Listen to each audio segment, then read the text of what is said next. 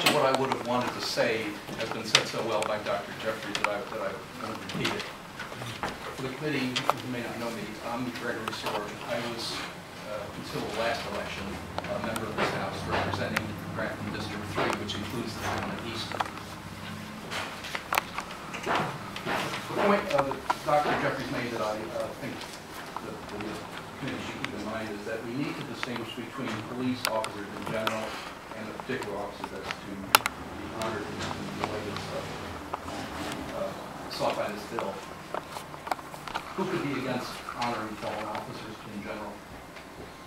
If I certainly don't do that, and the fact that this bill is here without a single sponsor from anywhere near the Franconia Easton area is understandable that such a bill would be here. But when I was here 2 years ago testifying on the predecessor of this bill, House Bill 1428, I suggested to the committee that the circumstances of this incident were that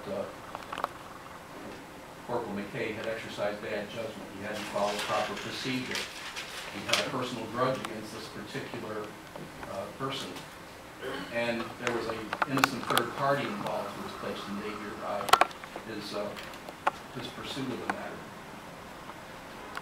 Since after that hearing I became something of a lightning rod over this issue, I was approached and I talked with other people who told me, including officers who serve in this house, who told me that it is one of the functions of police training to prevent people with hot tempers from becoming police officers. Police officers are subject to a tremendous amount of abuse, as we know. They have to take a lot. But on the other hand, from the point of view of a citizen, a police officer is a person who, when male, is generally a pretty large person,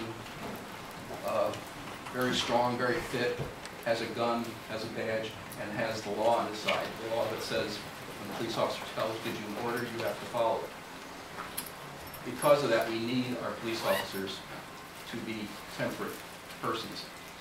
When I testified 2 years ago, I knew nothing about Corporal McKay except what I read in the paper about this particular incident.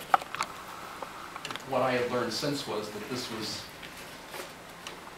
certainly by degree it was different, but in kind it was not that different. That he had acquired through a number of incidents the reputation for being hot-headed, for taking... Representative Sorg, former Representative Sorg, I apologize for interrupting you, but I don't want to make this a trial on Officer McKay or vital community.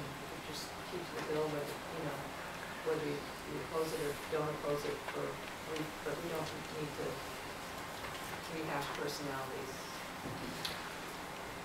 Well, the only thing that I would add then that's different from what's been said before is that the bill 2 years ago had one local sponsor, the rest were from elsewhere in the state.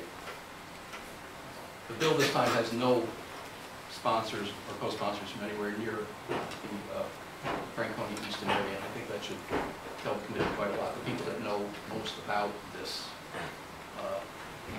believe it is still a very controversial matter that should be best left for the locality to deal with.